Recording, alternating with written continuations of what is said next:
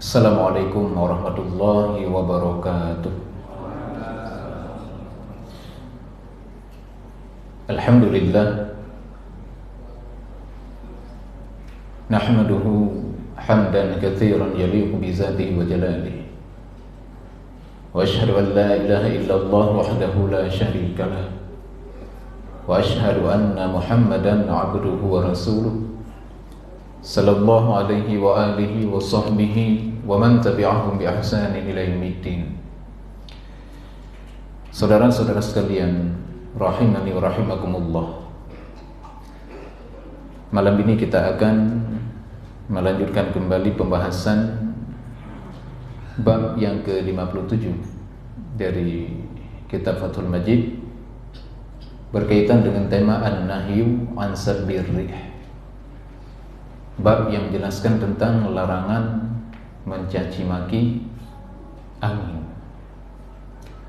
Hal ini berangkat dari sebuah hadis Rasulullah sallallahu alaihi wasallam yang diriwayatkan oleh Imam At-Tirmizi dari sahabat Ubay bin Ka'ab radhiyallahu anhu bahwa Rasulullah sallallahu alaihi wasallam bersabda, "La tasabbur rih." Janganlah kalian mencaci maki angin.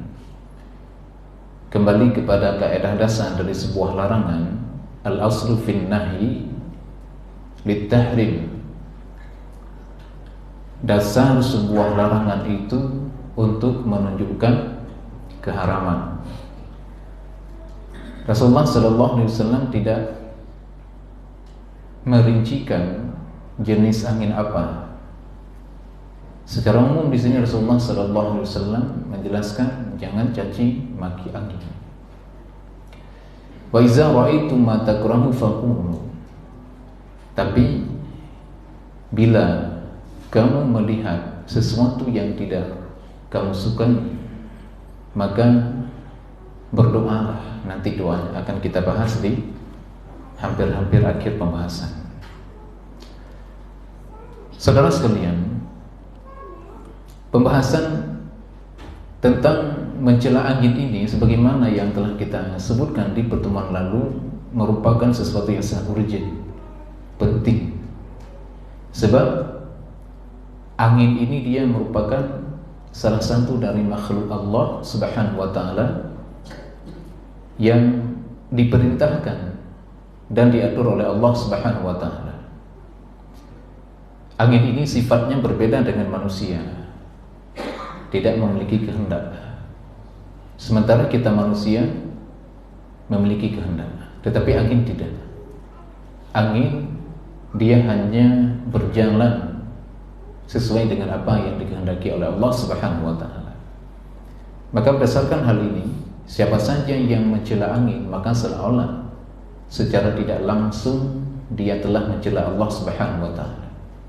Kenapa? Alasannya adalah karena yang meniupkan angin dan yang menghembuskannya itu adalah Allah Subhanahu wa taala semata. Lebih parahnya, bermaksud ataupun tidak bermaksud kita mencela Allah Subhanahu wa taala lewat angin, maka perbuatan mencela angin ini memang tidak dibenarkan sama sekali dalam syariat Islam. Karena perbuatan mencela angin tersebut mencerminkan tidak berakhlaknya dan tidak beradabnya seseorang kepada Allah Subhanahu wa taala. Ingat kepada kaidah dasar dari kita belajar tauhid adalah salah satu puncak yang ingin dicapai adalah untuk mengagungkan Allah Subhanahu wa taala. Maka manakala ada ketidaksesuaian dari sisi tauhid kita kepada Allah Subhanahu wa taala, salah satunya adalah akhlak kita kepada Allah Subhanahu wa taala. Apabila ada yang tidak sesuai, maka itu akan mengurangi kadar tauhid kita. Adapun jika mencela angin memang maksudnya secara jelas dalam rangka untuk mencela Allah Subhanahu wa taala, maka ini bagaimana? Lebih parah hukumnya. Mencela Allah bisa membawa kepada kekafiran. Saudara-saudara sekalian, bila kita lihat secara sains, secara ilmu pengetahuan, maka tentu kita semua yang bahwa angin ini dia memiliki banyak fungsi. Kalau di dalam Al-Quran kita melihat, terkadang Allah Subhanahu wa Ta'ala menjelaskan angin ini terkadang sebagai tentara ataupun berfungsi untuk membinasakan suatu kaum, dan terkadang dia berfungsi untuk memberikan rahmat dan kabar gembira bagi manusia. Baik, kita lihat contohnya. Banyak Allah Subhanahu wa Ta'ala sebutkan di dalam Al-Quran. Di antaranya misalkan, tadinya kita sebutkan angin itu adalah sebagai rahmat bagi manusia. Misalkan kita lihat di dalam surah Al-Hijr ayat 22, Allah Subhanahu wa Ta'ala berfirman, wa arsalna riyaha lawaqiha, dan kami meniupkan angin itu untuk mengawinkan. Nah, apa maksud mengawinkan dalam ayat ini? Kembali ke dalam pembahasan sains, yaitu polinasi. Pernah dengar polinasi? Ada yang guru biologi di sini? Ataupun yang jurusan IPA? Polinasi.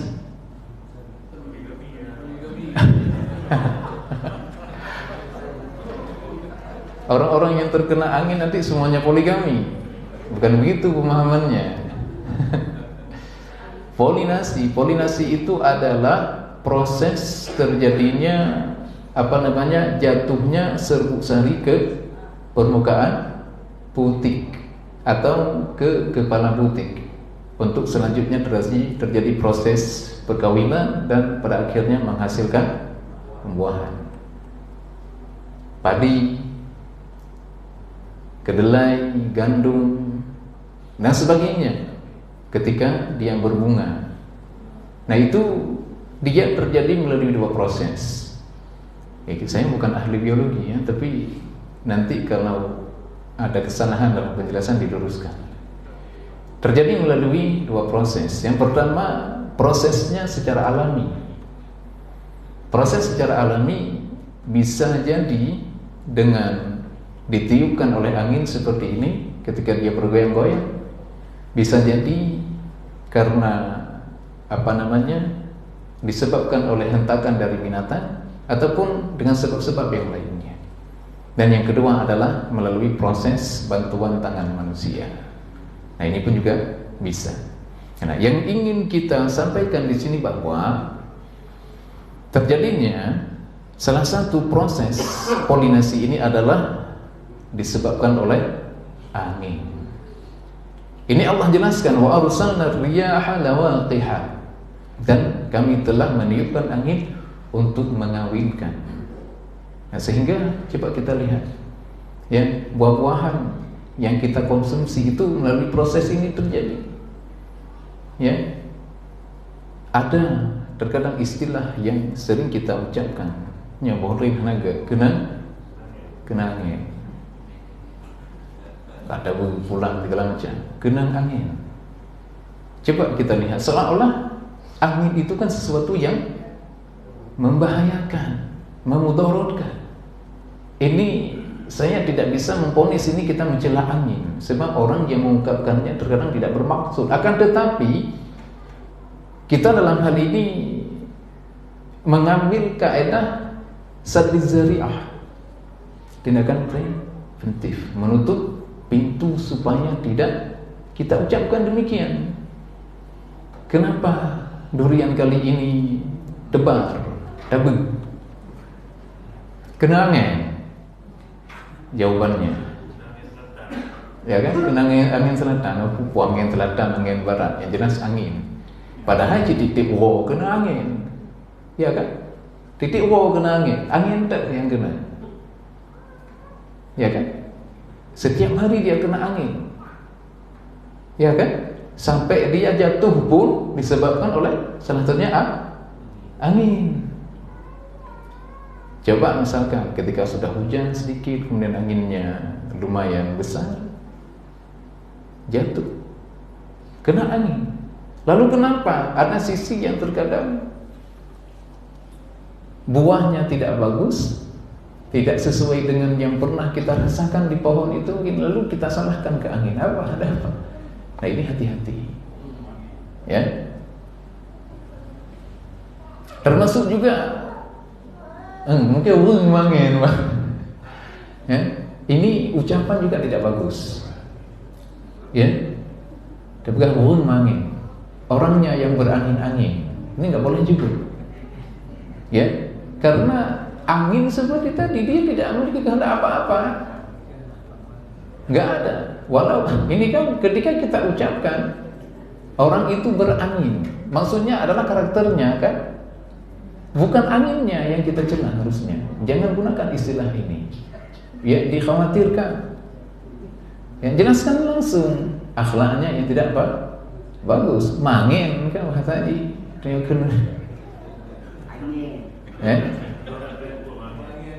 Mangin. Mungkin mendanggi tak ke bahasa abu-abu. Ya kan? Ya, jadi bahasa-bahasa yang seperti ini, ya, meskipun mungkin kita tidak ada maksud untuk mencela anginnya di situ, tetapi sebaiknya dihindari untuk menutupi pintu supaya tidak terjerumus ke dalam pencelaan terhadap angin. Nah, itu yang pertama tadi. Kemudian kita bisa juga melihat contohnya bahwa ketika Allah Subhanahu wa taala mengabarkan bahwa angin itu sebagai pembawa kabar gembira bagi kita manusia. Apa kira-kira kabar gembira dari angin? Ketika mendung, mesti karena hanauji dengan mepetung, pas tiba-tiba mendung. Proses awalnya itu terjadi melalui tiupan angin. Ya kan? Kita langsung bahagia. Ya kan? Kalau ujian pakai karena gembira, alhamdulillahnya kan ikut ujian. Makanya Allah Subhanahu wa taala menjelaskan di dalam surah Al-A'raf 57, wa huwa allazi yursilur riyaha busyran baina yaday rahmatih. Dan dialah yang meniupkan angin sebagai pembawa kabar gembira mendahului kedatangan rahmatnya. Sebagai pendahuluan, maksudnya sebagai pendahuluan kedatangan rahmat Allah Subhanahu wa taala. Apa itu rahmat Allah? Hujan. Nanti kita jelaskan bagaimana sikap kita, ya. Yang jelas kita jelaskan dulu bagaimana kedudukan angin di dalam pandangan syariat.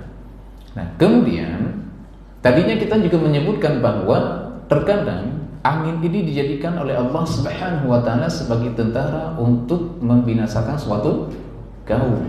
Ya, tidak asing di telinga kita. Contohnya adalah siapa? Kaum 'Ad. Ya, misalkan selain dari kaum 'Ad, masalah yang berkaitan dengan cerita di masa Nabi kita Muhammad sallallahu alaihi wasallam. Allah mengabarkan bahwa kaum Quraisy itu Allah hancurkan ataupun mereka diporak-pondakan oleh Allah Subhanahu wa taala melalui angin. Ya, dalilnya ada di dalam surah Al-Ahzab ayat 9. Allah Subhanahu wa taala berfirman, "Ya ayyuhallazina amanu zkuru ni'matallahi 'alaikum iz ja'atkum junudun fa arsalna 'alaihim rihan wa nyuduran lam tarawha." Hai orang-orang yang beriman, ingatlah akan nikmat Allah yang telah dikaruniakan kepadamu ketika datang kepadamu tentara-tentara. Maksudnya siapa? Tentara Quraisy. Lalu kami kirimkan kepada mereka angin topan. Nah, bahasanya angin topan. Ini angin yang membahayakan atau tidak bagi kita? Tetapi di sisi ini kita anggap sebagai angin yang berbahaya, terkadang justru bisa mendatangkan rahmat. Dan tentara yang tidak dapat kamu lihat kata Allah Subhanahu wa taala, yakni malaikat. Ya, kita lihat ayat ini adalah mengisahkan tentang perang Khandaq. Ketika itu datang tentara Quraisy dengan jumlah lebih kurang 10.000 tentara untuk mengepung kota Madinah. Maka Allah Subhanahu wa taala mengirimkan angin topan untuk memporak-porandakan mereka. Maka di sini Allah Subhanahu wa taala menjelaskan bahwa angin tersebut Allah jadikan sebagai tentara-tentara untuk membinasakan ataupun untuk memporak-porandakan kafir Quraisy. Ya, atau misalkan dalam ayat yang lain yang tadi kaum Ad, Allah Subhanahu wa taala menjelaskan di dalam surat Fussilat 16, fa arsalna 'alaihim rihan sarsaran fi ayyamin nahisat linuziqahum 'azabal khizi fil hayatid dunya wa 'azabul akhirati akhza wa hum la yunsarun. Allah Subhanahu wa taala berfirman, maka kami meniupkan angin yang amat gemuruh kepada mereka, yakni kaum Ad, dalam beberapa hari yang sial. Karena kami hendak merasakan kepada mereka siksaan yang menghinakan dalam kehidupan dunia. Dan sesungguhnya kata Allah, siksa akhirat itu lebih menghinakan lagi, sedangkan mereka tidak diberikan pertolongan. Juga terdapat dalam hadis Rasulullah SAW dalam riwayat Bukhari, wa uhlikat 'adun bid-dafur. Kaum Ad dihancurkan dengan angin yang berhembus dari arah barat. Nah ini. Nah, saudara-saudara sekalian, rahimani rahimakumullah. Kita semua tahu bahwa angin itu adalah udara. Hanya saja kita tidak bisa melihatnya. Kita bisa merasakan angin ketika berhembus dan bergerak. Ini tentu merupakan sebuah nikmat bagi kita, karena Allah Subhanahu wa taala memberikan udara kepada kita. Coba bayangkan, jika udara tidak ada, kira-kira kita bisa bernafas atau tidak? Tidak. Burung yang memiliki sayap, kalau tidak ada udara, tidak ada angin, bisa terbang. Kemudian besi terbang, kalau tidak ada udara bisa terbang dia? Tidak. Apa itu besi terbang? Pesawat. Ada yang betul ya, ada besi terbang, itu kan besi semua dia tuh terbang dia kan, berkat ilmu pengetahuan yang Allah berikan. Besi bisa terbang, ya kan? Harusnya besi kan tidak bisa terbang dia. Tetapi melalui ilmu pengetahuan dan melalui nikmat udara ataupun angin yang Allah berikan, pada akhirnya bisa terbang. Nah kemudian, kalau tidak ada angin, maka awan-awan dia tidak bisa menyebar untuk menurunkan hujan. Kenapa? Tadi waktu saya pergi di suatu tempat hujan, terus sampai di Murbo tidak hujan. Nah, itu siapa yang menggerakkan awan di arah sana? Ya kan? Angin. Ya, tentu melalui izin Allah Subhanahu wa taala ataupun pengaturan dari Allah Subhanahu wa taala. Nah, kemudian kita semua mendengarkan ya, saudara-saudara semua mendengarkan suara saya? Andaikan tidak ada angin, kira-kira saya akan seperti orang gila, ngomong sendiri di depan, tidak terdengar, karena yang mengantar suara adalah angin, media, sebagai pengantar gelombang suara. Ini kan sering kita kaji dulu waktu di SMA, di fisika. Dan tentunya sangat banyak sekali faedah-faedah lainnya ya, disebabkan oleh angin ini. Kemudian apabila kita membaca dan melihat serta mengkaji hasil penelitian dari orang-orang yang memfokuskan diri tentang masalah planet-planet, ya, maka hasil penelitian menunjukkan bahwa di planet itu terdapat atmosfer Akan tetapi udara yang terdapat di sana kebanyakan dia bukan berbentuk oksigen, tetapi apa? Karbon. Karbon dioksida.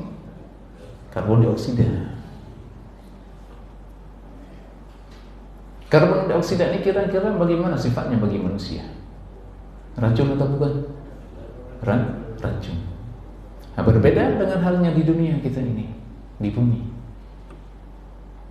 Allah Subhanahu wa taala siapkan atmosfer di dunia ini berisikan oksigen, sehingga seluruh makhluk hidup termasuk manusia bisa menggunakannya dalam kehidupan sehari-hari, dari sejak bernafas serta untuk berbagai keperluan yang lainnya. Ini merupakan nikmat yang paling besar dari Allah Subhanahu wa taala. Oksigen yang setiap detiknya selalu kita hirup. Bayangkan saja, dari sejak kita bangun tidur sampai dengan jam ini, mau kita hitung berapa kali kita hirup? Sanggup kita hitung? Sanggup?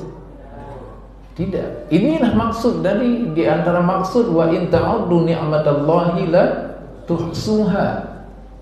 Innal insana la dzalumun kafar. Jika kalian menghitung nikmat Allah, kalian tidak sanggup. Akan tetapi manusia itu zalim dan kufur. Bagaimana zalimnya manusia dengan nikmat Allah? Zalim itu lawannya apa? Adil. Zalim maka berarti melakukan sesuatu tidak sesuai dengan SOP-nya, atau meletakkan sesuatu bukan pada tempatnya, maka lawan dari itu. Nikmat Allah kita letakkan sesuai dengan tempatnya. Di mana tempatnya? Yaitu dalam ketaatan kepada Allah Subhanahu wa taala. Kemudian kafar, syukur, kufur, tidak disyukuri sebagai nikmat. Kadang Allah Subhanahu wa taala jelaskan ya'rifuna ni'matallahi tsumma yunkirunaha. Mereka mengetahui ini nikmat dari Allah Subhanahu wa taala, tapi mereka ingkar, kufur. Lawannya syukur. Contohnya bagaimana? Kufur terhadap nikmat. Saya sukses dalam bisnis ini karena kemampuan saya di dalam memanagenya, di dalam mengaturnya dan segala macamnya. Lupa dia menyandarkannya kepada Allah Subhanahu wa taala, tetapi dia justru menyandarkannya kepada sebab, padahal kemampuannya di dalam manajemennya itu pun adalah Allah yang memberikan. Makanya kalau kita lihat nikmat Allah Subhanahu wa taala itu berlapis-lapis, bagaimana kita menghitungnya? Ya'rifuna ni'matallahi tsumma yunkirunaha. Mereka tahu itu nikmat Allah, tetapi mereka justru mengingkarinya. Maka dari sini, saudara-saudara sekalian, kita mengetahui bahwa angin ini dia memiliki banyak sekali manfaatnya, sehingga konsekuensinya kita tidak boleh mencela angin sedikit pun, apapun bentuk anginnya. Kalau dia mau menolak angin gimana? Ya, adik mau jelaskan. Nah, sekarang kita akan masuk ke dalam bagaimana sikap kita ketika kita melihat maksudnya bukan melihat anginnya, bukan melihat zatnya, akan tetapi melihat bagaimana dampak dari angin itu. Bukan melihat zat anginnya, tapi dampaknya. Saudara-saudara sekalian, perlu kita rincikan bahwa angin yang berhembus itu kita klasifikasikan menjadi dua macam. Yang pertama adalah angin dalam bentuk kewajaran, angin yang wajar. Artinya apa? Angin yang biasa saja, tidak memberikan gangguan, tidak memberikan kemudaratan dan lain sebagainya. Angin biasa, lagi nyawa kebiasaan, ya kan? Anak lagi angin. Kemudian yang kedua adalah baru disebut dengan angin kencang. Nah, dari dua jenis angin ini yang jadi masalah bagi kita kira-kira di mana? Yang mana? Yang kencang, badai, topan, dan lain sebagainya. Nah, di sini yang jadi pembahasan kita. Jenis angin kedua inilah yang diajarkan oleh syariat kita untuk bagaimana cara menyikapinya. Kalau angin yang biasa-biasa dalam batas kewajaran tadi ya tidak ada masalah. Kan ada masalah bagi kita ya kan? Yang jadi masalahnya adalah ketika angin kencang. Tadi Rasulullah SAW mengatakan la tasubur rih. Jangan kalian mencaci maki angin. Berarti angin apapun tidak boleh dicaci maki. Akan tetapi oleh syariat kita, ketika kita melihat dampak dari angin yang sangat kencang itu, badai, topan dan lain sebagainya, syariat kita menyuruh kepada kita menyikapinya dengan berdoa. Dalam doa tersebut apa yang kita minta? Perlindungan dari bahaya dan diberikan manfaatnya, diberikan kebaikannya. Nah, makanya tadi di dalam hadis kata Nabi sallallahu alaihi wasallam, fa iza ra'aitum ma takrahu faqulu. Apabila kalian melihat sesuatu yang tidak kalian senangi dari angin tersebut, maka berdoa. Ya, begitu juga disebutkan dalam hadis riwayat Bukhari, kana Nabi sallallahu alaihi wasallam iza asafatir rih qala. Biasanya Nabi sallallahu alaihi wasallam ya ketika melihat angin yang sangat kencang, maka beliau berdoa. Dua hadis tadi ini menjadi dalil bahwa ketika kita merasakan, melihat angin yang bertiup kencang itu berhembus kencang, kita di sini berdoa.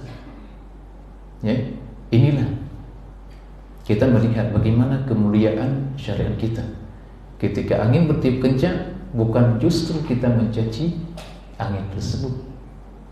Akan tetapi kita diajarkan oleh Rasulullah sallallahu alaihi wasallam untuk berdoa.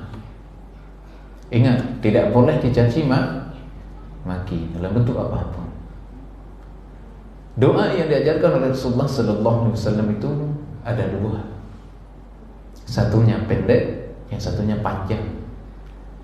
Yang pendeknya terdapat dalam hadis riwayat Abu Dawud, yaitu Allahumma inni as'aluka khairaha wa a'udzubika min syarriha.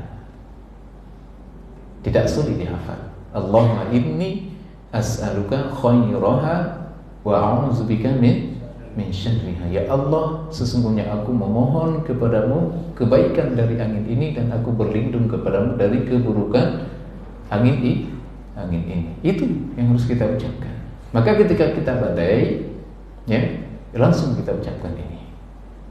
Ya, ketika badai, langsung kita ucapkan ini. Allahumma inni a'udzubika khairaha, Allahumma inni as'aluka khairaha wa a'udzubika min syarriha. Ya. Mungkin nanti bisa jadi di suatu tempat dengan sebab badai itu menjadi sesuatu yang buruk bagi mereka, tapi belum tentu di tempat yang lain. Bisa jadi di tempat yang lain justru menjadi manfaat, ada mendatangkan kebaikan. Badai kan salah satu ciri hujan juga, ya kan? Ya. Coba kita lihat, kita di Aceh, ya, apalagi di Naga, ke bagian sana kayak sarang hujan. Di Jawa coba kita lihat, beberapa daerah harus menggelar sholat istisqa, ya kan? Nah, begitu coba kita lihat. Ada banyak sekali manfaat dari angin, sehingga tidak boleh sama sekali kita mencelanya. Nah, kemudian ada pertanyaan kemarin,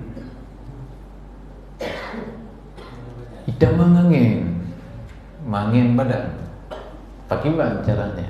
Ya kan? Masuk angin, apa minum tolak angin, kan seperti itu. Ya kan? Nah, kalau kita masuk angin, ya bukan anginnya yang kita cela, dan juga memang tidak boleh dicela. Itu angin-angin penyakit. Maka berarti kita menyikapinya, bagaimana cara menyikapi penyakit? Cara menyikapi penyakit kan ada banyak hal. Bisa kita menyikapinya dengan cara ataupun dengan sebab syar'i. Misal, contoh apa? Bekam, di antara sebab syar'i. Kemudian bisa dengan baca doa untuk kesembuhan. Misalkan bismillah 7 kali, kemudian a'udzubillahi wa qudratihi min syarri ma ajidu wa hanzir, sambil diletakkan tangan di tempat yang sakit. Ataupun Allahumma rabban nas azhibil ba'sa ishfi wa tashfi la shifaa illa shifauka shifaan la yughadiru saqama. Itu sebab syar'i. Atau bisa dengan menyikapinya dengan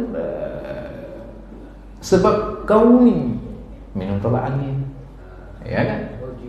Ya, minum bandrek, bisa juga kan?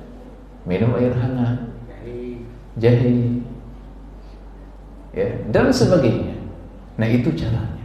Yang jelas, apapun bentuk penyakit, berat ataupun tidak berat, jangan pernah dicela. Sebab kenapa? Di antara takdir kita diberikan penyakit itu sebagian dari hikmahnya diberitahukan kepada kita oleh Allah Subhanahu wa taala dan juga oleh Rasulullah sallallahu alaihi wasallam.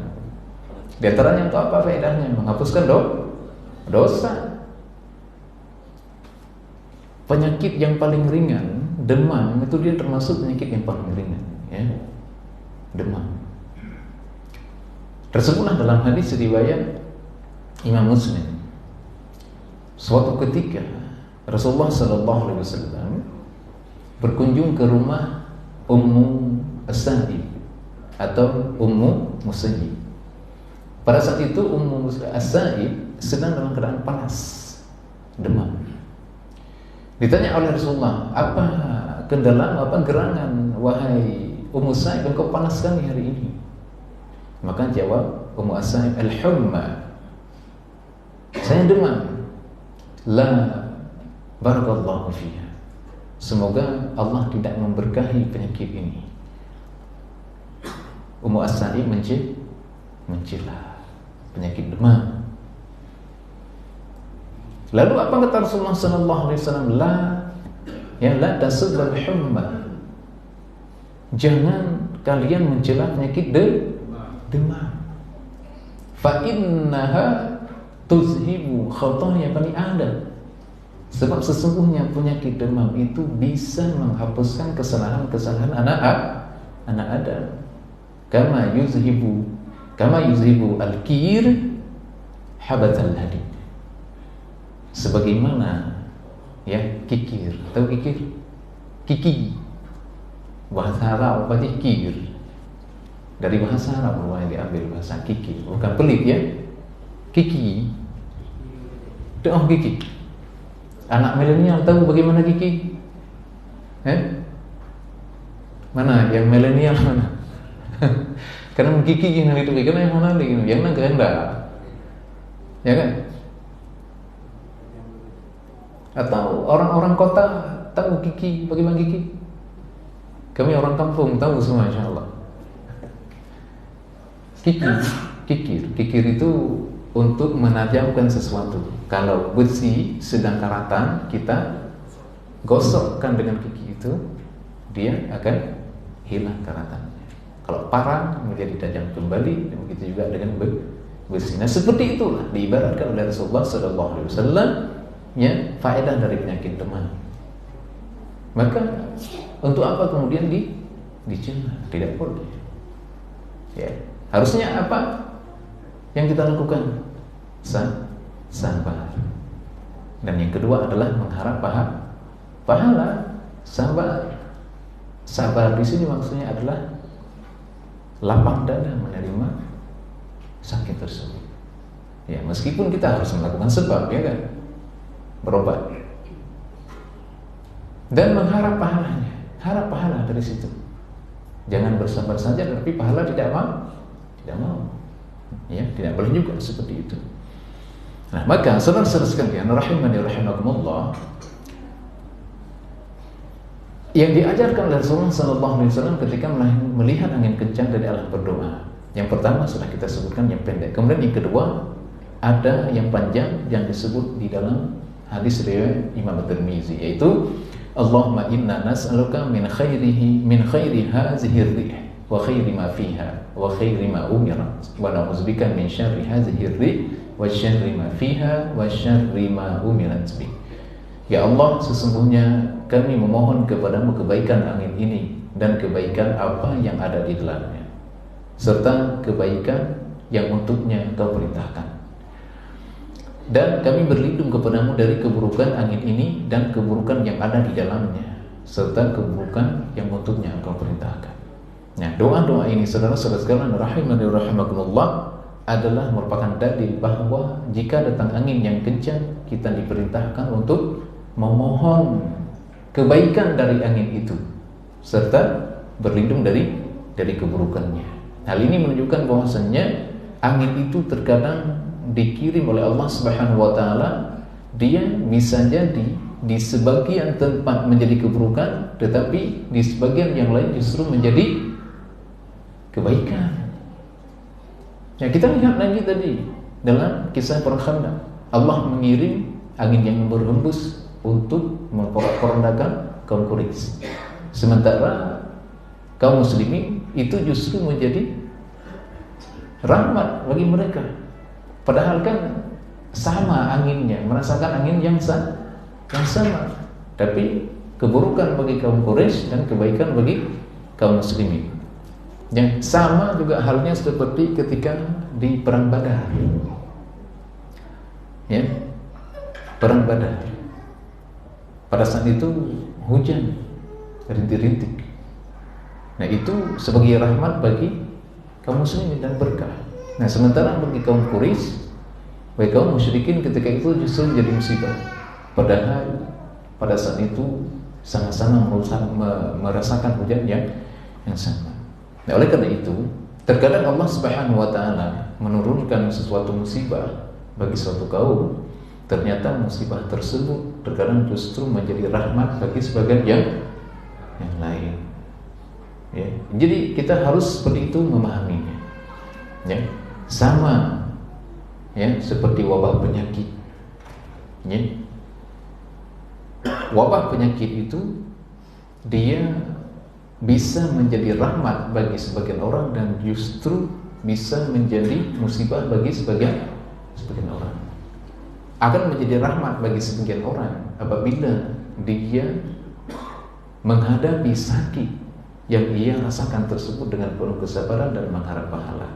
Dan jika pun dia harus meninggal dengan sebab sakit tersebut, insya Allah dia syahid akhirat.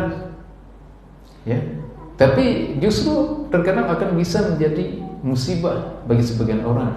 Kebalikannya, mereka tidak menerimanya, tidak sabar, dan bahkan justru sampai mencela, tidak terima, mencela sakit tersebut. Ketika mencela sakit tersebut, maka sama artinya dengan mencela takdir Allah Subhanahu wa taala. Wallahu taala bisawab. Mungkin ini yang bisa kita sampaikan. Sebelum kita tutup, mungkin ada pertanyaan, silakan.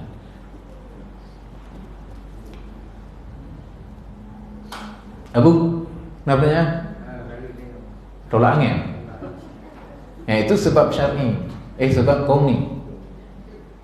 Ya, sebab kauni.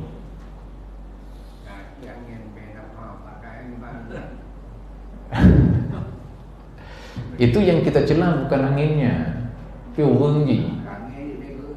Cái vương gì? Makanya bawang itu barang haram atau barang halal? Tapi orang yang bau bawang, apa kata Rasulullah? Jangan datang ke masjid. Bukan anginnya yang kita celah. Ya, tapi orangnya Kamu bukan ada pun be bawang, ada pun penyakit be badan. Ya. Ada pun kata depu baje jika kamu be. Ya. Okok aku. Yang kecuali gitu, boh. Ya.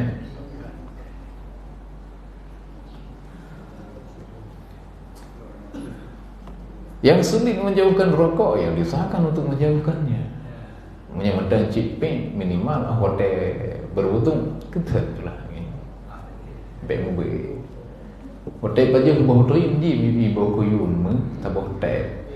Nyati atik mengejak abang tadi. Baik puan baik ibu kuyun. Bawa trim.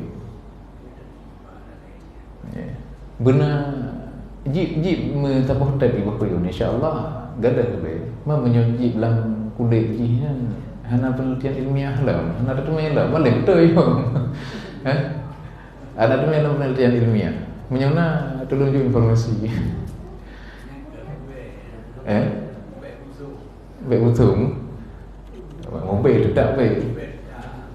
Mungkin ada baik. Baik, masih ada pertanyaan? Kalau tidak ada kita padahi sampai di sini. Di sebelah kiri saya mungkin ada pertanyaan. Bang, namanya?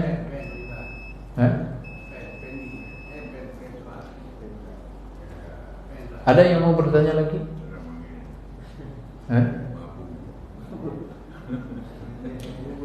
Tidak ada ya? Baik, kalau tidak ada, itulah pembahasan tentang masalah angin dari sisi tauhid. Allah Ta'ala alam bisawab. Semoga yang kita sampaikan bermanfaat dan bisa kita amalkan dalam kehidupan sehari-hari kita. Mohon maaf atas segala kekurangan dan kekhilafannya, dan terima kasih atas segala perhatiannya. Subhanakallahumma wa bihamdika asyhadu an la ilaha illa anta astaghfiruka wa atubu ilaik. Assalamualaikum warahmatullahi wabarakatuh.